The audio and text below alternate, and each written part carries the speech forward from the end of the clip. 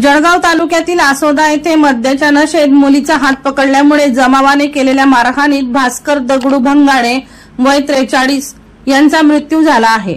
या घटनेमुळे आसोदा गावासह संपूर्ण जिल्ह्यात खळबळ उडाली आहे। दरम्यान या प्रकरणी तालुका पोलीस स्टेशनला 7 जणांवर पोलीस पाटलांच्या फिर्यादीवरून गुन्हा दाखल करण्यात आला आहे।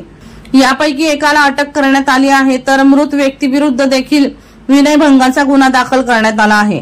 तालुक्यातील आसोदा येथे गुरुवार दिनांक 4 जुलै रोजी दुपारी 11:30 ते 12 वाजेच्या दरम्यान गावातील गोकुळनगर भागात मुलीची छेड काढल्याच्या संशयावरून काही महिला व पुरुषांनी भास्कर उर्फ भागवत दगडू भंगाडे या 43 वर्ष इस्माला बेदम मारहाण केली होती।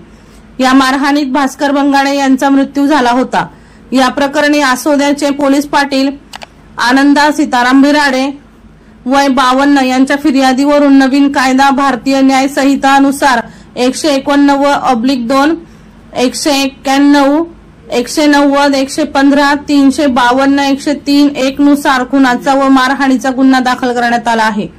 यात संशयित आरोपी म्हणून दुसरीकडे 22 वर्षीय मुलीची छेड काढल्यानुसार विनयभंगाचा गुन्हा मयत भास्कर भंगाडे यांच्यावर देखील तालुका पोलीस स्टेशनला दाखल करण्यात आला आहे। दीपक राठोड यांचा रिपोर्ट DR न्यूज जळगाव।